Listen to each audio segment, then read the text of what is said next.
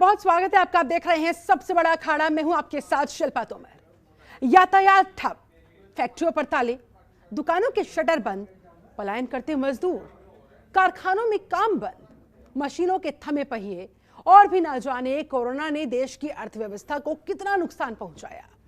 पहली और दूसरी लहर के दौरान आलम यह हो गया कि देश के इतिहास में पहली बार अर्थव्यवस्था माइनस में चली गई। करोड़ों लोगों के रोजगार छिन गए, लाखों दुकानें बंद हो गई, हजारों फैक्ट्रियों पर ताले जड़ गए। लेकिन कोरोना की दो लहरों के बाद धीरे धीरे अर्थव्यवस्था मजबूत हो रही है।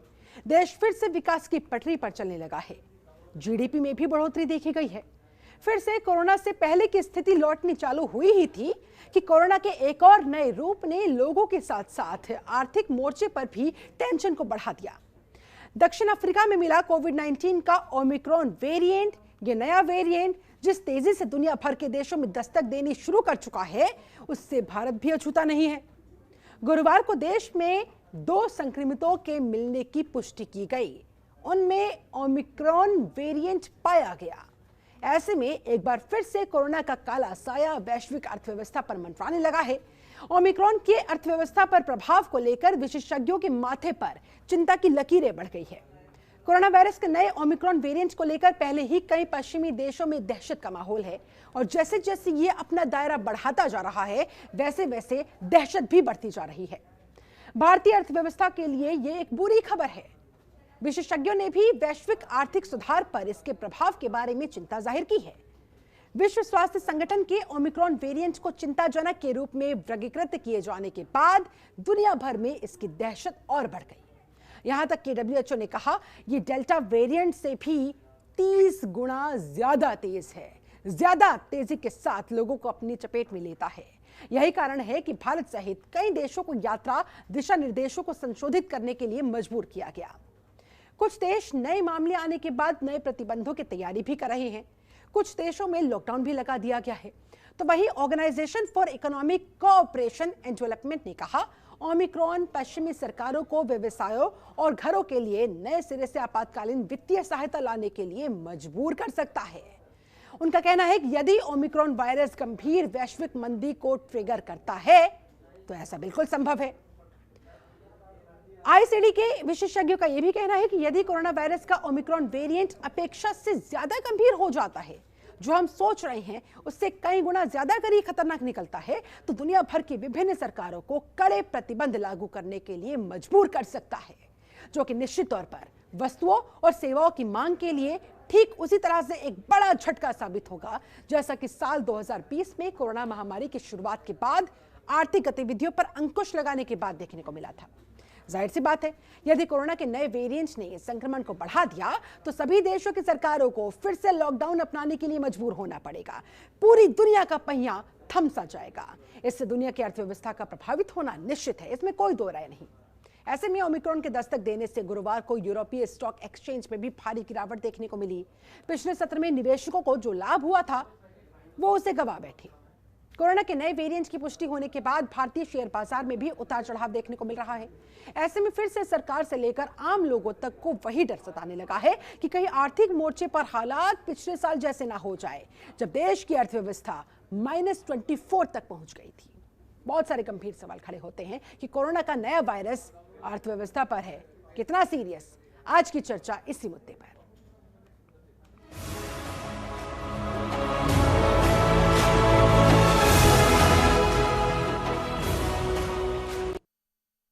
और भी बहुत सारे गंभीर सवाल खड़े होते हुए जिन पर आज हम करेंगे चर्चा। मसलन कोरोना का नया वायरस अर्थव्यवस्था पर ये खतरा है आखिर कितना सीरियस। ओमिक्रॉन की दस्तक, आर्थिक मोर्चे पर बढ़ रही है टेंशन। नजर आ रहा है कि अगर ओमिक्रॉन वायरस जितना हम सोच रहे हैं उससे ज्यादा खतरनाक निकल जाएगा तो अर्थव्यवस्था पर उसका कितना विपरीत असर पड़ेगा। नया वायरस आया, अर्थव्यवस्था पर क्या संकट छाया। कोरोना का नया वार निपटने के लिए आखिरकार हम हैं कितने तैयार। पहली और दूसरी लहर से हमने कितना सबक लिया, कितनी अपनी तैयारियां पुख्ता की। अगर फिर बंद हुआ देश तो कैसे अर्थव्यवस्था करेगी फेस। फिर देश में छाया लॉकडाउन का क्या साया। आज इन्हीं तमाम सवालों के हम जवाब खोजेंगे। हमारे साथ एक पूरा खास पैनल इस समय जुड़ा हुआ है। पैनल का मैं तारुफ आपसे करवा देती हूँ। हमारे साथ अमन अग्रवाल जी जुड़े हुए हैं, डायरेक्टर है IIF के। बहुत बहुत स्वागत करती हूँ सर आपका। प्रोफेसर AP तिवारी हमारे साथ जुड़े हुए हैं, अर्थशास्त्री हैं, बहुत स्वागत है आपका भी।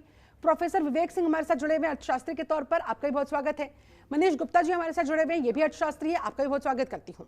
और आपसे थोड़ी देर में राजीव बंसल भी हमारे साथ जुड़ेंगे, नेशनल वाइस प्रेसिडेंट चाहिए IIA के। चर्चा की शुरुआत सबसे पहले प्रोफेसर विवेक सिंह आपके साथ करना चाहूंगी। कोरोना का ये नया वेरिएंट ओमिक्रॉन क्या एक बार फिर से देश की अर्थव्यवस्था पर छाने लगा है संकट? किस तरफ देश की अर्थव्यवस्था जाती हुई? पहली और दूसरी लहर के बाद किस तरह के हालात बने थे, हर कोई वाकिफ है। ऐसे में क्या इसे तीसरी लहर की आहट समझी जाए और किस हद तक कितना विपरीत असर इसका अर्थव्यवस्था पर पड़ सकता है? आपका आंकलन, आपका विश्लेषण इस पर क्या कहता है सर? देखिए शिल्पा जी नमस्कार। देखिए अगर आप देखिए ज्यादा खतरनाक है और इसका हमें हो गई, हमारे यहाँ पे केसेस मिलने स्टार्ट हो गए हैं और आप देखते जाइए लगातार इसकी संख्या में बढ़ोतरी आपको देखने को मिलेगी। देखिए अगर आज के मैं आंकड़े की बात करूँ तो लगभग 10,000 केसेस जो के आसपास जो है देश में आए हैं, जो कि बहुत ज्यादा होते हैं। हाँ। अब देखिए 100 करोड़ वैक्सीन की डोजेज आज तक दी जा चुकी है, जो कि एक सुखद पहलू है। लेकिन जिस तरीके से 10,000 केसेस के आसपास 9,200 केसेस आज आ गए हैं, यह कहीं न कहीं चिंता की रेखा हमारे लिए दिखाई गई है। देखिए अभी आपने बात भी किया डेल्टा जो वेरिएंट था, अगर उससे आप इस जो नए जो न्यू जो वेरिएंट है इसकी आप तुलना करिए, लगभग 30 गुना ज्यादा इन्फेक्शियस है। इसका मतलब यह है कि जो सावधानी हमने पिछली बार रखे थे उससे ज्यादा सावधानी रखने की आवश्यकता होगी। देखिए और वैक्सीन कितना असरदार है इसके ऊपर कोई डेटा क्योंकि नहीं है, इस पे हम नहीं बात कर सकते। और जहां तक मुझे उम्मीद है कि वैक्सीन का असर शायद ज्यादा इस पर ना हो। अब देखिए संक्रमित जो है भारत में मिल गए हैं, हमारे लिए समस्या तो उत्पन्न हो ही गई है, लेकिन केसेस बढ़ रहे हैं। तो आपने भी बात किया और बिल्कुल स्पष्ट है कि सरकार भी सोचेगी और कड़े प्रतिबंध इस बार लगा सकती है। अगर कड़ी प्रतिबंध लगाएगी तो लॉकडाउन से भी इनकार नहीं किया जा सकता। अगर केसेस बढ़ेंगे तो लॉकडाउन भी लग सकता है। तो सिचुएशन जो वैसे होगी सेम जैसे 2020 में हुई थी, सिचुएशन लगभग वैसे होने वाली है। लेकिन एक बात मैं आपको बताऊंगा, हमारी जो अर्थव्यवस्था है वो बिल्कुल पटरी पे आ रही थी।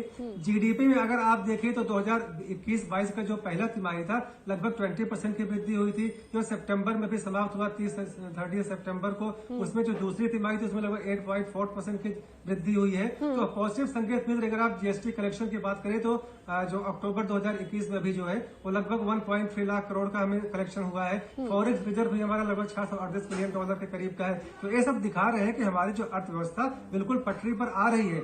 लेकिन अगर समस्या बढ़ेगी तो आपको मैं 2-3 चीज बता रहा हूँ, ये होने वाली है। डिमांड गिर जाएगी, सप्लाई जो हमारा चेन है वो डिसरप्ट हो जाएगी, इन्फ्लेशन बढ़ेगी जिसको हम बोलते हैं महंगाई तो बढ़ने ही वाली है। हाँ। और वैश्विक मंदी भी छा सकती है। तो इसको देखते हुए हमें जो है सरकार से नहीं समाज का भी जिम्मेदारी है। हम अपनी जिम्मेदारी अपने जो जिम्मेदारी हमें समझना पड़ेगा, सरकार को सहयोग करना पड़ेगा और हमें कोविड के जो भी प्रोटोकॉल्स है उसको पूरी तरीके से फॉलो करना पड़ेगा, तभी हम इस लहर से हम बच सकते हैं। बिल्कुल, तभी इससे बचाव किया जा सकता है, तभी खुद को भी, अपनी जान को भी और देश की अर्थव्यवस्था को भी बचाया जा सकता है। मनीष गुप्ता जी, आपका आंकलन इस पर क्या कह रहा है? हमारे देश की अर्थव्यवस्था पर अगर खुदा न खास्ता जितना हम सोच रहे हैं उससे ज्यादा खतरनाक ये नया वेरिएंट ओमिक्रॉन निकला तो किस तरह के हालात बनते हुए नजर आएंगे? और अर्थव्यवस्था जो इतनी मुश्किल से वापस से पटरी पर लौटती हुई दिखाई थी, वापस कहां चली जाएगी? देखिए अगर मैं ऐसे बोलूं तो सबसे पहले hospitality, airline, service industries, tourism, ये सबसे पहले ध्वस्त हो जाएंगे। इसके बाद वेरियस सर्विसेज सेक्टर में कंस्ट्रक्शन का बुरा हाल हो जाएगा, ठीक है, रियल एस्टेट भी डाउन हो जाएगा, है ना। इन सब का सीधा सीधा इम्पैक्ट पड़ेगा दूसरी सर्विसेज पर जो इनसे एसोसिएटेड है। मैन पावर सर्विसेज डाउन हो जाएंगी, है ना। तो एक तरफ से सर्विस सेक्टर से जो रिकवरी है सरकार को, पहले तो वो रिकवरी कम होगी। हाँ। जब मनी सर्कुलेशन कम होगा तो आदमी की स्पेंडिंग पावर कम होती जाएगी। और जब अगर लॉकडाउन की सिचुएशन आ गई तो हमारा मैन्युफैक्चरिंग जो सेक्टर है वो एकदम से रुक जाएगा। बिल्कुल। और अगर एक बार सर्कुलेशन रुकता है तो फिर अगले आगे जो स्टॉक होता ना जिनका, हाँ। जिनके पास अभी स्टॉक है वो खत्म हो जाएगा, हाँ। लेकिन अगला स्टॉक जीरो हो जाएगा। बिल्कुल। तो उसका नतीजा ये होगा कि एक बार लॉकडाउन शुरू हुआ फिर अगले भी 3 महीने तक सर्कुलेशन फास्ट नहीं होगा। हाँ। तो ये डबल इंपैक्ट होगा। तो ऐसे में हमें ये समझने की जरूरत है, तिवारी जी ने बिल्कुल ठीक कहा, प्रोटोकॉल फॉलो करने की जरूरत है। देखिए जितना मैं समझ पाया हूं वैक्सीन इंपैक्ट पता नहीं लगा है। ऐसे लव कुमार जी जो इस मामले में आधिकारिक व्यक्ति जो है बोल रहे हैं, उन्होंने कहा है कि अभी तक इस बात की कोई सर्टिफिकेशन नहीं है कि जिसको वैक्सीन लगी थी उसका क्या हुआ, इंपैक्ट करता है कि नहीं करता। हाँ। और अभी वो कोई नई इस पर वैक्सीन नहीं ला रहे हैं, कोई बूस्टर डोज नहीं ला रहे हैं, लेकिन इसके अलावा वो अभी लॉकडाउन जैसे आइडिया पर सोच भी नहीं रहे हैं। यानी मेरा ये आकलन है अभी हमें कम से कम 15 से 25 दिन लॉकडाउन नहीं होने वाला है। इंपैक्ट देखेंगे जब तक केसेस 50,000 से 1 लाख नहीं हो जाएंगे। मैं समझ इस पर आगे बढ़ना उचित नहीं होगा, क्योंकि पूरे देश की इकोनॉमी को दांव पे लगा देना भी उचित नहीं होगा, जब और स्पेशली तब जब हमारे पास सॉल्यूशन है ही नहीं। तो ऐसे में सर आपको क्या लगता है सरकार इस समय क्या कर सकती है? क्योंकि जिस तरह से ट्रेसिंग, ट्रैकिंग और ट्रीटमेंट पर फोकस करने की बात कही तो जा रही है, लेकिन कुछ लोग ऐसे हैं, रिपोर्ट्स कुछ इस तरह की भी है कि जो फॉरेन से लोग आए हैं, फोन स्विच ऑफ कर लिए, एड्रेस चेंज कर लिया अपना, गायब से हो गए हैं, डरे हुए हैं, सामने आने के लिए तैयार नहीं है, लेकिन शायद उन्हें पता नहीं है कि एक तरीके से वो बम बने घूम रहे हैं। अगर ओमिक्रॉन उनके अंदर पाया जाता है, अगर वो संक्रमित है उससे और उन्हें खुद नहीं पता, तो ये तो बहुत बड़े खतरे की निशानी है ना। याद करें आज से 2 साल पहले भी यही हुआ था। आगरा में एक शादी के में कुछ लोग आए थे और वो सारे के सारे लोग छुप गए थे। बिल्कुल लखनऊ में एक अभिनेत्री के साथ भी यही हुआ था। उन्होंने बड़ी हाई प्रोफाइल पार्टी की और वो सब गायब हो गए। एक तस्वीर छोटी सी बात यह है कि अभी तक ओमिक्रॉन के जितने भी केसेस आए हैं वो सब माइल्ड हैं। अभी वो फुल वेरिएंट हिंदुस्तान में नहीं आया, माइल्ड आया, जिसमें स्पेशली बदन दर्द होता है और कोई बहुत बड़े सिम्टम नहीं है। तो ऐसे बहुत चिंता करने की जरूरत मेरे हिसाब से है नहीं। तो कोई कड़े कदम आसानी से नहीं उठाए जाना चाहिए। बिल्कुल थोड़ी पोजीशन और खराब होती है तो उठाए जाए, अभी एकदम से एहतियातन लेकिन कड़े कदम मुझे लगता है कि सुप्रीम कोर्ट ने दिल्ली सरकार को झाड़ लगाई है। ट्रेसिंग पर और ट्रीटमेंट पर जरूर उठाए जाने चाहिए, ताकि अगर कुछ केसेस यहां पर है उन्हें तुरंत किया जा सके, उन्हें तुरंत पकड़ा जा सके, उन्हें तुरंत आइसोलेट किया जा सके, ताकि अन्य लोगों तक वो संक्रमण को ना फैलाने पाए। ठीक है सर, लौटूंगी आपके पास। अमन अग्रवाल जी भी हमारे साथ जुड़े हुए हैं, डायरेक्टर हैं आईएएफ के। अमन अग्रवाल जी, आपको क्या लगता है अर्थव्यवस्था को चोट ना पहुंचने पाए, हमारी अर्थव्यवस्था ओमिक्रॉन की जद में ना आने पाए, उसकी चपेट में ना आने पाए, क्या किया जाना चाहिए? कैसे अपनी अर्थव्यवस्था को बचाया जा सकता है और ये किस किस की जिम्मेदारी है? देखिए जी, पहली बात तो ये है कि अभी तक जो पोजीशन है वो ये है कि अभी तक ये पुष्टि नहीं हो पाई है कि ओमिक्रॉन हिंदुस्तान में प्रवेश करके लोगों में फैल रहा है। उसकी टेस्टिंग चल रही है और उसके बाद पता चलेगा कि कितना उसका फैलाव हुआ या कितना फैलाव नहीं। पहली चीज। कर्नाटक में 2 पेशेंट्स मिल गए हैं सर, और उन दोनों में ओमिक्रॉन की पुष्टि हुई है। और भी ज्यादा चिंता की बात यह है कि वो दोनों फुली वैक्सीनेटेड थे, बावजूद इसके ओमिक्रॉन की चपेट में आ गए। दूसरी चीज जो मैं ये कह रहा था वो ये कि पिछले प्लीज कंटिन्यू। पिछले 1.5 साल में हिंदुस्तान की अर्थव्यवस्था और एक हिंदुस्तान का चाहे बिजनेसमैन हो, चाहे सर्विस क्लास हो, चाहे वो एक आम आदमी हो, चाहे वो बड़ा साहूकार हो, सब जो है अलग स्टेजेस पे कोरोना की वजह से जो है भुगत चुके हैं, बिजनेस के अंदर भी, इकोनॉमी के अंदर भी। और उसको अपने बिजनेस को किस तरीके से आगे चलाना है, ऐसी सिचुएशन में उसका भी रास्ता वो निकाल चुके हैं। और इसी वजह से जो अर्थव्यवस्था है हमारी, जो ऑल्दो मेरे कॉलीग्स कह रहे थे कि पटरी पे नहीं है, पर काफी अच्छी पटरी पे है। विश्व के अंदर इससे ज्यादा ग्रोथ रेट किसी भी देश की नहीं है जो हिंदुस्तान की है। अगर हम फॉरेन डायरेक्ट इन्वेस्टमेंट देखें, मतलब कि कोई बाहर से हिंदुस्तान में जो निवेश कर रहा है वो भी पिछले डेढ़ में सबसे ज्यादा रहा है। पिछले साल में 72 बिलियन, करीबन $6.5 बिलियन एक महीने में हिंदुस्तान में निवेश आया है। वो निवेश क्यों करेगा अगर उसे लगेगा कि हिंदुस्तान की अर्थव्यवस्था अच्छी नहीं है? अगर हम जीडीपी प्रोजेक्शन देखें, मैं वर्ल्ड बैंक में 20 साल पहले था और आईएमएफ ने और वर्ल्ड बैंक ने कि करीबन 10% के करीब होने की उम्मीद है अगले साल। दैट मीन्स जनवरी से दिसंबर 2020 के बीच में होने की उम्मीद है। आप मुझे ये समझाए कि ओमिक्रॉन वेरिएंट के आने के बाद, इसके अटैक के बाद, खुदा ना खास्ता मैं बार बार इस बात को रिपीट कर रही हूँ कि भगवान न करे ऐसा हो, लेकिन अगर दूसरी लहर जैसी स्थिति हो जाती है उसके बाद हमारी अर्थव्यवस्था का क्या होगा? ये एस्टिमेट्स जो आए हैं, ये एस्टिमेट्स ओमिक्रॉन मार्केट में आने के बाद आए हैं। ये जरूर है कि उस समय तक हिंदुस्तान में कोई केस नहीं पाया गया था, बट ये कि ओमिक्रॉन ऑलरेडी आ गया है, ये 1 महीने से चर्चा चल रही है। और जो मैं आपको एस्टिमेट्स आंकड़ों के बता रहा हूं, वो पिछले 1 महीने के अंदर आए हैं।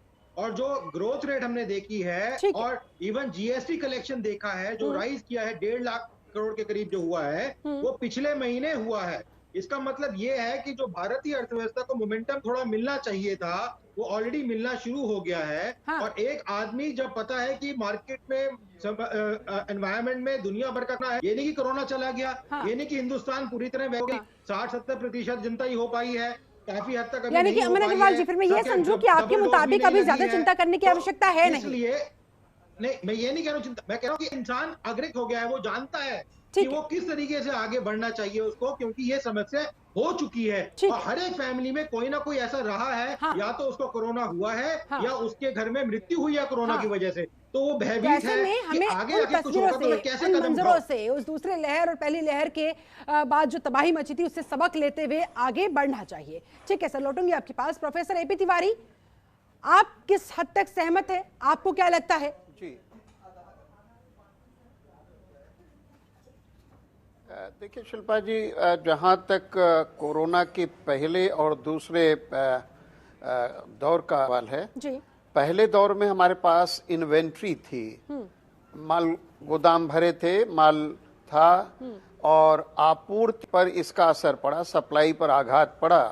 लेकिन उतना जबरदस्त शॉक पहले दौर में नहीं पड़ा। ठीक है। लेकिन दूसरे दौर तक आते आते अर्थव्यवस्था को संभलने का मौका मिला नहीं, और जो सप्लाई शॉर्टेजेस थे वो बहुत जबरदस्त तरीके से सामने आए। ये जाहिर सी बात है कि मांग भी घटी थी, लेकिन मैं क्योंकि चर्चा मूलतः जो अभी तक हो रही है वो उद्योग के इर्द गिर्द घूमती हुई, मेरा ऐसा मानना है कि जब अर्थव्यवस्था में, आंकड़े भी बता रहे हैं, अर्थव्यवस्था में एक तरह का पुनरुत्थान आया, रिकवरी हो रही है, और वो रिकवरी बड़ी सिग्निफिकेंट कही जाएगी। पहले पूर्ववर्ती वक्ताओं ने भी इस बात को रखा कि अगर जुलाई, अगस्त, सितंबर की इस तिमाही को लें तो वो वृद्धि दर, जो जीडीपी की वृद्धि दर है पूरे देश के लिए, वो कोरोना के पहले के कालखंड के आगे जाती हुई दिख रही है। इसका मतलब रिकवरी बहुत ही अहम हुई है। अब यह है कि ये जो जिस पॉइंट को आप रख रही हैं बहुत ही बखूबी, वो ये कि अगर ये तीसरा चरण, जो तीसरी फेज आती है, तीसरा दौर आरंभ हो जाता है, तो इसका असर अर्थव्यवस्था पर क्या होगा? मेरे आकलन में, क्योंकि कई बातें कही जा चुकी, मैं उनको दोबारा नहीं रखना चाहूंगा। मेरे आकलन में जहां तक खेती का क्षेत्र है, उसका परफॉर्मेंस या उसका प्रदर्शन अच्छा गया है और अच्छा जाएगा। उसका एक बड़ा कारण है कि किसान हतोत्साहित बहुत कम होता है। ये एक अहम बात है, जो किसान खेती को एक कह सकते हैं संस्कृति के तौर पर लेता है। तो ये एक सिल्वर लाइनिंग हमारी अर्थव्यवस्था की शुरुआत से रही है, और कोरोना कालखंड में भी देखा हमने पिछले 2 दौर में, और वही तीसरे दौर में भी स्थिति रहेगी कि जो ग्रामीण अर्थव्यवस्था है, विशेषकर खेती का क्षेत्र है, वानिकी है, पशुपालन, मछली पालन, ये जो एक कह सकते हैं ग्रामीण विकास के विभिन्न आयाम हैं, उनमें कोई विशेष झटका अर्थव्यवस्था को नहीं लगेगा, या ग्रामीण अर्थव्यवस्था को नहीं लगेगा। हाँ, जहां तक उद्योगों की बात है, जो बड़े उद्योग हैं और ऐसे उद्योग या ऐसे राज्यों के उद्योग जिसमें मजदूर दूसरे राज्यों से जाते हैं, जैसे महाराष्ट्र को ले लें, पंजाब को ले लें, गुजरात को ले लें, तो हरियाणा को ले लें, कि ये वो सूबे हैं जहां पर यूपी के श्रमिक प्रवर्जित होकर जाते हैं, माइग्रेट करके जाते हैं, काम की तलाश में जाते हैं। लेकिन उत्तर प्रदेश को हमने सामने रखकर अगर हम कुछ चीजों को समझने की कोशिश करें तो तस्वीर आपके पास मनीष गुप्ता जी इस बीच कुछ ऐड ऑन करना चाहते हैं, कुछ कहना चाह रहे हैं। मनीष जी जल्दी से, इसके बाद मैं राजीव बंसल जी का रुख करूंगी। मैं इसमें दो बातें कहना चाह रहा था। एक तो ग्रामीण अर्थव्यवस्था में बड़ा ठीक कहा उन्होंने कि पशुपालन से कोई फर्क नहीं पड़ता, वो उतना चलता रहेगा, लेकिन उससे जीडीपी पे इम्पैक्ट नहीं आता। आपने दूध निकाला, बेच दिया, कैश सेल कर दी, आपको पता ही नहीं चला, इम्पैक्ट नहीं आया। इसमें एक बड़ी बात मैं ये कहना चाहता हूं, इन सब से सरकार को रेवेन्यू नहीं मिलता, जीएसटी नहीं मिलती। जब टैक्स नहीं मिलेगा तो सरकार की हालत पतली हो जाएगी। सरकार कैसे फ्री खाना देगी, ये बड़ी चिंता का विषय है अगर लॉकडाउन हो जाता है। इंपॉर्टेंट पॉइंट, वेरी गुड, ठीक है। जहां बड़े उद्योग हैं, बड़ी मात्रा में जीएसटी देते हैं, हमें वहां फोकस करना पड़ेगा। ठीक है सर। राजीव बंसल जी भी हमारे साथ जुड़ चुके हैं, नेशनल वाइस प्रेसिडेंट है आईएए के। राजीव जी, बहुत बहुत स्वागत है आपका इस खास चर्चा में। आप क्या मानते हैं सर, अगर तीसरी वेव आती है तो देश की अर्थव्यवस्था को कितना बड़ा झटका लग सकता है और देश की अर्थव्यवस्था कैसे संभाली जाए? क्या कुछ प्लान अभी से बनाए जाने की आवश्यकता है ताकि कम से कम नुकसान पहुंचे, अगर पहुंचता भी है तो? जी, पिछले 1.5 वर्ष से ज्यादा हो गया कोरोना के काल में हम सबको जीते हुए जी। मार्च 2020 में जब पहली बार लॉकडाउन हुआ था, देश बिल्कुल भी तैयार नहीं था। अचानक लॉकडाउन हुआ, शायद उस टाइम की जरूरत भी यही थी। दुकान, फैक्ट्री, काम धंधे सब बंद हो गए, लोग बेरोजगार हो गए। अपनी सेविंग से जितना भी गुजारा जो कर सका उसने वो करा। बिल्कुल। धीरे धीरे चीजें खुली, लोगों को उसके बाद पटरी पर धीरे धीरे आने लगा। पिछले साल जनवरी से, अब लगभग 1 साल हो गया, जैसे दोबारा जनवरी आ रही है, वैक्सीनेशन चालू हुआ। आज देश की काफी बड़ी आबादी वैक्सीनेट हो चुकी है, जो एक बहुत राहत का विषय है। पर अचानक जब हमने देखा, जब दूसरी लहर आई, लोग कोरोना को जान चुके थे, कैसे उनको कोरोना के साथ जीना है वो समझ आ गया था। परंतु हमारे हेल्थ इंफ्रास्ट्रक्चर की कहीं ना कहीं मेजर तैयारी में कमी थी, जो इतनी अचानक मौतें हुई, लोगों को बिस्तर नहीं मिले, ऑक्सीजन नहीं मिली। तो मैं समझता हूं कि अगर अब तीसरी वेव भगवान ना करे आती है, तो सरकारी तंत्र हेल्थ इंफ्रास्ट्रक्चर को काफी हद तक एग्जैक्टली अगर हमारे हेल्थ इंफ्रास्ट्रक्चर ठीक रहता है तो अगर तीसरी वेव भी आती है तो वो बहुत बड़ी इम्पैक्ट नहीं करेगी। परंतु ये भी बहुत जरूरी है कि लॉकडाउन, कंप्लीट लॉकडाउन तो कम से कम ना हो। जैसे शायद दूसरी लहर में सरकार ने भी ये पहली लहर के सबक से किया कि पार्शियल लॉकडाउन करे, तो वो कंप्लीट लॉकडाउन करें तो टोटल चरमरा जाएगी। बिल्कुल। रही बात ये कि भाई इफेक्ट आएगा नहीं आएगा, तो डेफिनेटली आएगा अगर लॉकडाउन होता है या इवन तीसरी वेव आती है तो। पर ये हमारी समझदारी इसी में है, हमारे प्रशासन की, हमारे उद्योग की, हमारी देश की जनता की, कि पहली दोनों लहरों से सीख के उसका ध्यान करते हुए, अपनी सेहत का ध्यान करते हुए काम करें। और जो कुछ अभी मेरे से पहले वक्ताओं ने बोला और हमने पिछले 2-4 दिनों में अखबारों में भी पढ़ा है कि लोगों को है मालूम है फिर भी वो बता नहीं रहे हैं, चुपचाप इवन ट्रैवल भी कर रहे हैं। Exactly. तो ऐसे लोगों से मेरी हिदायत है कि कृपया करके ऐसा ना करें, अपने साथ दूसरों की जिंदगी के साथ भी खिलवाड़। जाने अनजाने वो जानबूझकर थर्ड वेव को इनवाइट कर रहे हैं, अपने साथ साथ अपने आसपास के तमाम लोगों की जान को खतरे में डाल रहे हैं। चलिए, आप सारे खास मेहमान मेरे साथ बने रहे। जिस तरह से कर्नाटक में ओमिक्रॉन वायरस के इस नए वेरिएंट के 2 नए केस निकलकर सामने आए, जिनमें पुष्टि हुई, और वो भी दोनों फुली वैक्सीनेटेड थे, बावजूद इसके ओमिक्रॉन की चपेट में आ गए। ऐसे में अगर ओमिक्रॉन वेरिएंट का संक्रमण फैलता चला गया, अगर दूसरी लहर जैसी स्थिति भगवान न करे उत्पन्न हो गई, तो देश की अर्थव्यवस्था इसे कैसे फेस करेगी? देश की अर्थव्यवस्था का क्या होगा? इन्हीं तमाम सवालों पर हम कर रहे हैं मंथन। हमारे साथ एक पूरा खास पैनल इस समय बना हुआ है। एक बार फिर से पैनल का रुख करते हुए मनीष गुप्ता जी, आप ही के पास आऊंगी। ब्रेक पर जाने से पहले आपने एक बहुत इंपॉर्टेंट पॉइंट रेज किया था।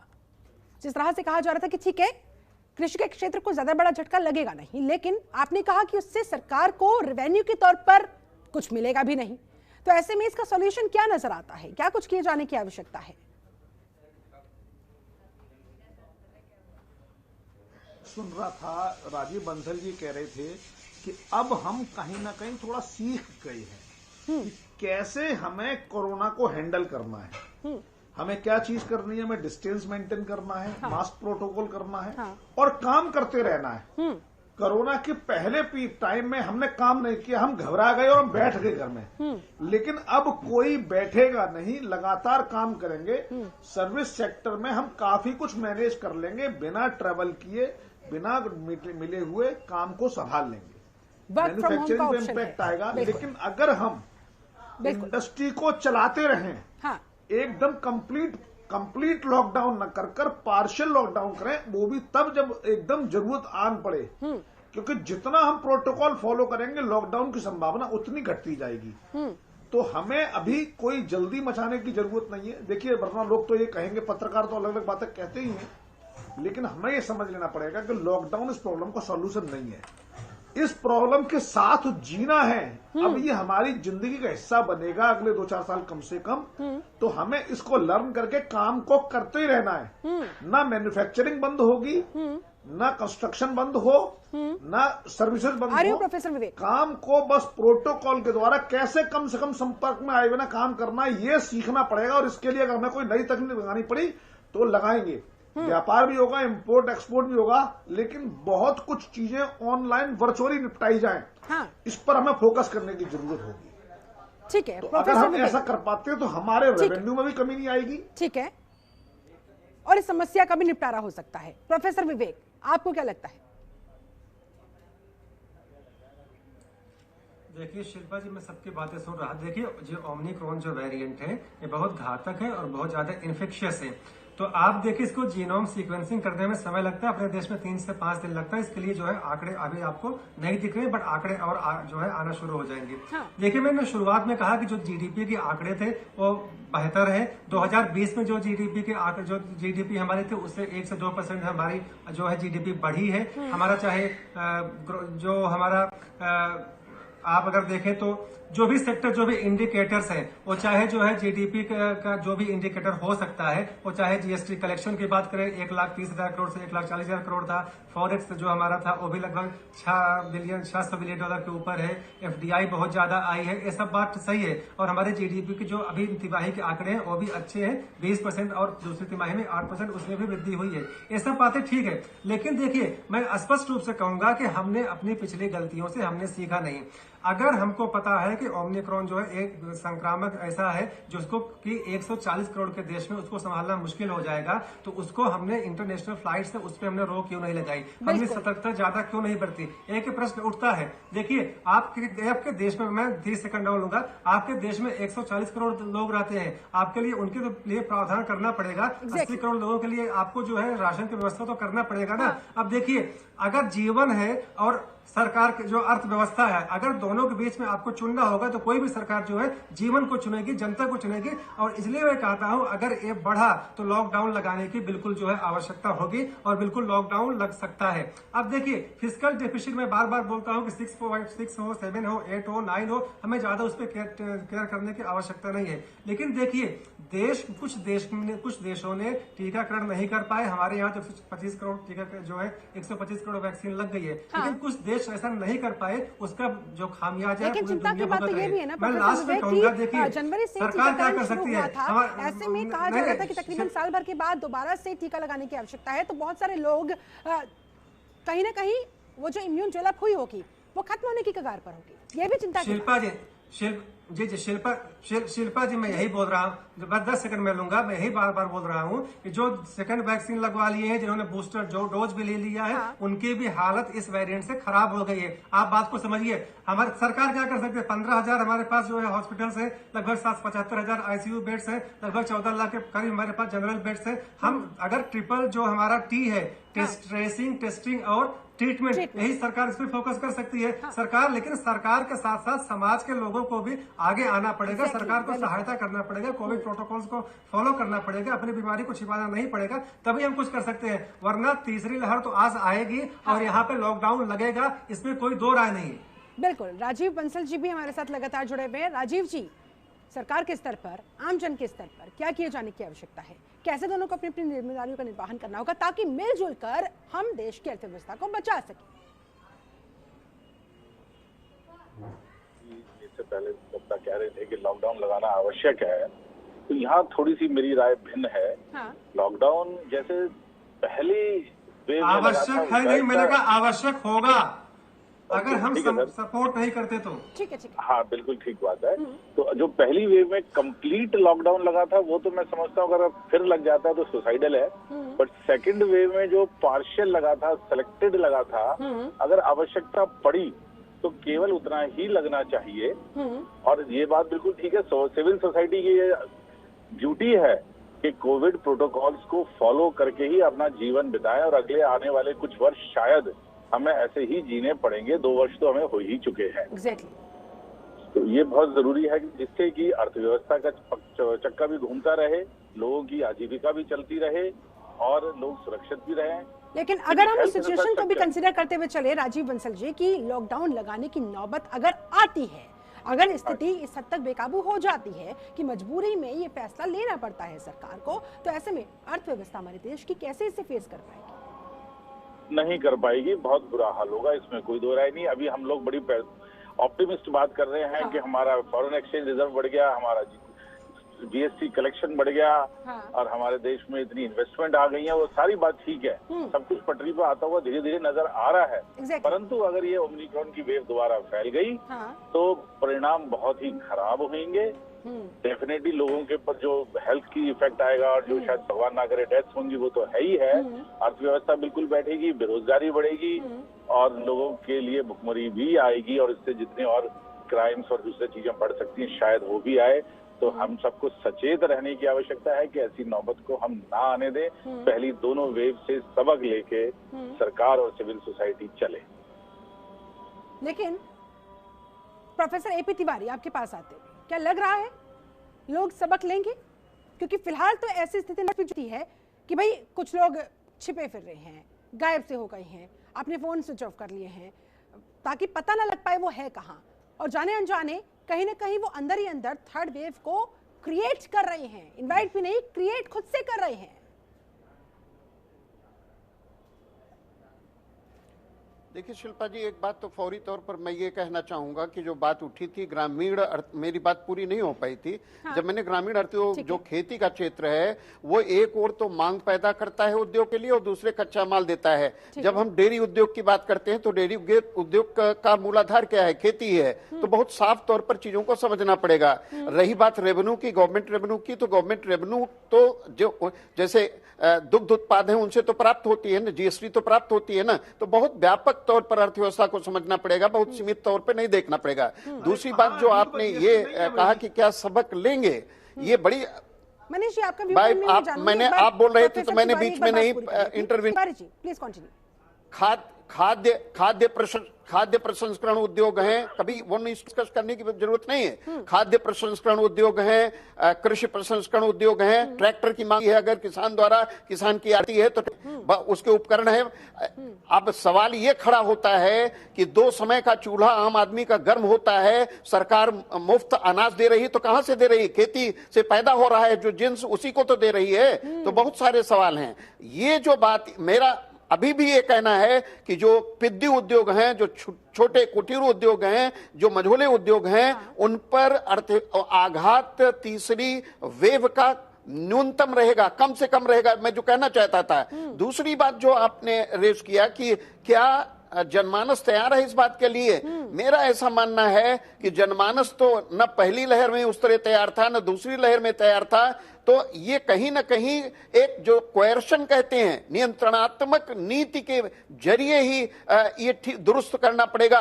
प्रतिबंध तो लगाने ही पड़ेंगे, लेकिन प्रतिबंध का मेरा आशय लॉकडाउन से नहीं है। लॉकडाउन लगे बगैर भी हम अर्थव्यवस्था को संतुलित कर सकते हैं। आघात तो पड़ेगा, अर्थव्यवस्था पर शॉक पड़ेगा, लेकिन वो शॉक मिनिमाइज कैसे हो, ये सबसे बड़ा सवाल है। और बात उठाई है शायद विवेक जी ने कि राजकोषीय घाटा 7% तक आकलित है 2021-22 के लिए। हो सकता है ये बढ़कर 10% भी हो सकता है, लेकिन एक चिंता की बात ये होती है कि सरकार की भी अपनी खर्च की सीमाएं हैं, इसलिए जिसको हम लोग कह रहे हैं कि बहुत कड़वी बात कही है, लेकिन 100% सच कही है, बिल्कुल सत्य कही है, इसमें कोई दो राय नहीं हो सकती है। अमन अग्रवाल जी, अब आपके पास शिल्पा जी केवल एक सेकंड में एक बात रख दें। फार्मा सेक्टर को वैक्सीन की बिक्री से प्रति सेकंड 1000 रुपए के बराबर की आमदनी होती है। क्या ये कहां तक, क्या इसका मतलब लोग बीमार पड़े, बिक्री ज्यादा हो, जीएसटी कलेक्शन बढ़ेगा? लेकिन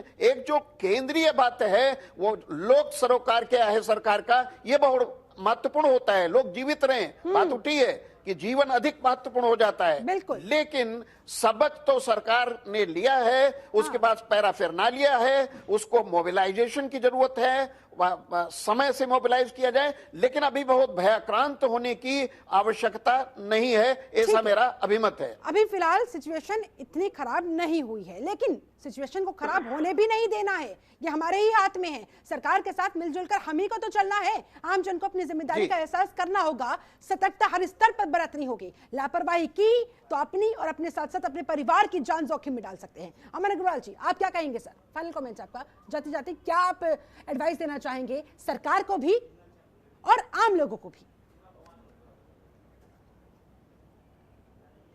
हिंदुस्तान में दिसंबर से खबर शुरू होने लग गई थी 19 से कि आ रहा है, हाँ। तो सरकार ढीली थी। मार्च में जाके सरकार के होश खुले और तब तक कोरोना जो है पूरे हिंदुस्तान में फैल चुका था, हाँ। तो उसको कंट्रोल करने के लिए उन्हें पूरा लॉकडाउन किया। फिर उन्होंने सिस्टमेटिक, जब कोरोना का वेव 2 आया तो उन्होंने सिस्टमेटिक करके लोकेशन वाइज उसको लॉकडाउन किया। वो देखा, वो सक्सेसफुल रहा और उससे जो है देश की अर्थव्यवस्था पूरी तरह नहीं हिली। थोड़ा बहुत इम्पैक्ट आया पर इतना इम्पैक्ट नहीं देखने को मिला। अब जब ये आया है तो पहले से ही सरकार जागरूक है और वो कदम ले रही है कि किस तरीके रोका जाए। दूसरा, जो हमारे अस्पताल की सिचुएशंस थी, अस्पतालों की जो चिकित्सालयों की थी, वो भी बहुत अच्छी नहीं थी। अब जो कोरोना जैसी बीमारियों से डरने के लिए थोड़ी बहुत तैयारी ऑलरेडी है, डॉक्टर्स की भी, नर्सेज की भी, एक आम आदमी की, सबकी तैयारी है। जहां तक अर्थव्यवस्था के ऊपर अगर ये आता है तो इम्पैक्ट जरूर होगा, पर ये कहें कि इसका इम्पैक्ट इतना मेजर होगा कि अर्थव्यवस्था हिल जाएगी या चरमरा जाएगी, तो मेरे विचार में गलत है। क्योंकि हिंदुस्तान की जो अर्थव्यवस्था है वो एक कृषि से सबसे ज्यादा आती है। अभी भी कहने के लिए कृषि में 60-65% है, टोटल कंट्रीब्यूशन में भी जीडीपी का 20-22% आता है, सर्विसेज का 55-60% आता है। बट जो एग्रीकल्चर है वो मेन फीडर इंडस्ट्री है। वो एक तो हमारे को फूड सप्लाई करती है, बाकी रॉ मटेरियल भी सप्लाई करती है जो बाकी इंडस्ट्रीज में यूज होता है। और इसलिए और सर्वाइवल के लिए जब ऐसी सिचुएशन आती है उस समय इस कृषि इंडस्ट्री का होना बहुत जरूरी है, जो विश्व में बहुत देशों में नहीं है। सिर्फ हिंदुस्तान में अभी भी करीबन 60 से 65% लोग डायरेक्टली इन्वॉल्व हैं, हाँ। और करीबन 75% लोग, अगर हम सबको लें जो कृषि उद्योग के साथ भी लगे हुए हैं, उनको भी लेके चले तो 75% लोग अभी इन्वॉल्व हैं। और जो बड़े बड़े शहरों से छोटे शहरों में गए पिछले साल, वो वापस नहीं आ रहे हैं, वो या तो कृषि में लग रहे हैं या कृषि उद्योग में लग रहे हैं। तो इसलिए ये जो एक अर्थव्यवस्था को बूस्टिंग फैक्टर देता है, स्टेबिलिटी फैक्टर देता है, वो इस समय काफी अच्छा है हिंदुस्तान के पास। और इसलिए मेरे को इतनी चिंताजनक नहीं लग रही है। जरूर हम ये नहीं कह सकते कि कल को क्या होगा पता नहीं है, पर ये जरूर है कि आज हम बेटर प्रिपेयर्ड है, एक आम हिंदुस्तानी बेटर प्रिपेयर्ड है, जो इंडस्ट्री है वो बेटर प्रिपेयर्ड है, सरकार भी बेटर प्रिपेयर्ड है। ठीक है सर। मनीष गुप्ता जी, जाते जाते आपसे फाइनल कमेंट चाहूंगी, क्या कहना चाहेंगे आप सरकार से भी और आम लोगों से भी? कैसे थर्ड वेव को रोका जा सकता है, ओमिक्रॉन वायरस की चपेट में आने से खुद को बचाया जा सकता है? देखिए, मैं समझता हूं कि जनता काफी अलर्ट है। कुछ छोटे केसेस की बात छोड़ दे तो जनता अलर्ट है, और जनता ने एक काम शुरू कर दिया है, वो है अपनी लाइफ स्टाइल को कम कर लिया है, उसकी कॉस्ट को घटा लिया है। अब लोग बड़ी और लेविश पार्टियां नहीं कर रहे हैं, महंगे कपड़े नहीं खरीद रहे हैं, ज्वेलरी नहीं खरीदी जा रही है। इसका नतीजा ये हो रहा है, इंसान फाइनेंशियली स्टेबल हो रहा है और अपने पास टफ टाइम के लिए पैसा इकट्ठा कर रहा है। इससे कहीं ना कहीं हम अलर्ट है, ये मैसेज आ रहा है। तो आने वाले समय में हम इसको, इस पैंडेमिक से और बेटर कोप अप कर पाएंगे, ऐसी उम्मीद है। तो आई होप कि बहुत बड़ी समस्या नहीं, उम्मीद पर दुनिया कायम। बाकी ठीक है, राजीव बंसल जी, आपका फाइनल कमेंट जल्दी से सर। मैं ये कहना चाहूंगा कि बाकी सब जो चीजें कह दी वो रिपीट नहीं कर रहा, हाँ। पर सरकार को इंटरनेशनल ट्रैवलर्स के ऊपर अगर ट्रैवल अभी नहीं भी बंद करना है तो उस पर चेकिंग बहुत सख्ती से स्ट्रिक्टली हो, ताकि कोई भी इंटरनेशनल ट्रैवलर जो इफेक्टेड है कोरोना से वो देश के अंदर एंट्री ना करे। पहले उसकी इलाज, क्वारंटाइन, जो भी हेल्थ स्टाफ कहता है वो करके ही उसको किया जाए, क्योंकि अल्टीमेटली फैलता विदेश से ही है। पिछली बार भी ऐसी हुआ था। तो ऐसे में कम से कम हमें इस पॉइंट से तो सबक लेना होगा, ताकि वैसी परिस्थितियां, वैसा मंजर दोबारा ना होने पाए। प्रोफेसर विवेक, जाते जाते आपका फाइनल कमेंट।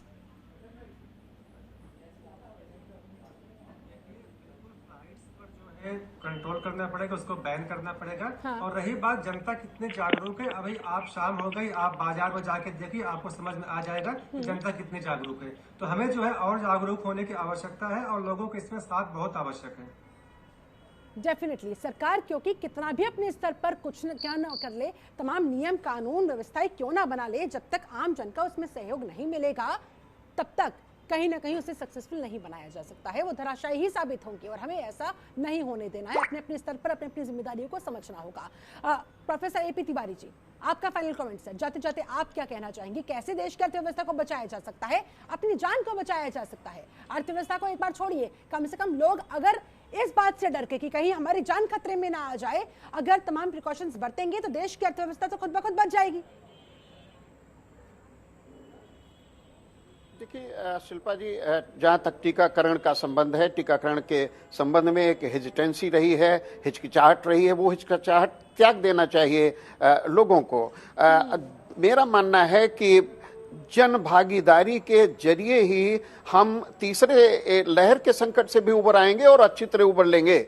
लेकिन जहां तक सरकार का सवाल है, सरकार भी सचेष्ट है और उसके पास, जैसा मैंने पहले कहा, पूरा बंदोबस्त है, पैराफेरनालिया है, उसको मोबिलाइज करने की एक जो दृढ़ता है वो भी साफ तौर पर नजर आने लगी है। मेरा ऐसा मानना है कि भयभीत होने की जरूरत नहीं है, लेकिन सरोकार का विषय तो है, चिंता का विषय है और चिंताओं का हरण करना सरकार की जिम्मेदारी होती है, लेकिन सरकार की नीतियों के अनुपालन में जन भागीदारी तय करना तो ये तो जनमानस का काम है, ये आम आदमी का काम है, कह सकते हैं। सबको भागीदार बनना पड़ेगा कि हम किस तरह इसको दूर करें, किस तरह इसको संकट को दूर करें।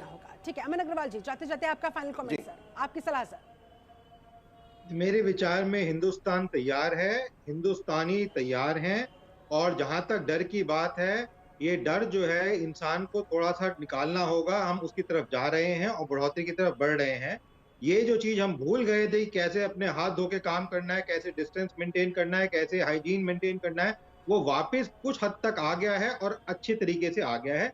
मेरे विचार में हिंदुस्तान की अर्थव्यवस्था इतनी कमजोर नहीं है, बहुत स्ट्रांग है, और इस चीज को अंतरराष्ट्रीय मार्केट में, चाहे वो मूडीज हो, स्टैंडर्ड पुअर्स हो, IMF हो, ADB हो, वर्ल्ड बैंक हो, सबने सराहा है और बार बार कहते आए हैं कि ठीक चल रही है। किसी भी हाल में हल्के में नहीं लेना है। चलिए, बहुत बहुत शुक्रिया आप सभी, खास मेहमानों का मेरे साथ इस चर्चा में जुड़ने के लिए, समय निकालने के लिए बहुत बहुत शुक्रिया, बहुत बहुत धन्यवाद। तो अगर देश की अर्थव्यवस्था को, देश की इकोनॉमी को बचाना है, अपनी जान से हाथ नहीं धोना है, तो समय समय पर साबुन से हाथ धोते रहिए, सोशल डिस्टेंसिंग को मेंटेन करके रखिए, मास्क लगाकर घर से बाहर निकले, यहां तक कि अगर आवश्यकता है, घर में किसी को खांसी जुकाम बुखार है तो घर में भी मास्क लगाकर रखिए। कुल मिलाकर 100 बात की एक बात, ब्रह्मास्त्र बस एक ही है और वो है कोविड प्रोटोकॉल्स का पालन करना, घर में भी, घर से बाहर कदम निकालने के बाद भी।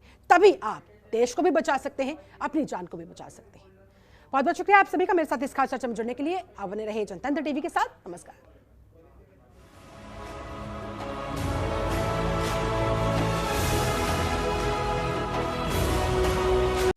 खबरों के निष्पक्ष विश्लेषण के लिए सब्सक्राइब करें Janatantra TV and press the bell icon. Never miss any update.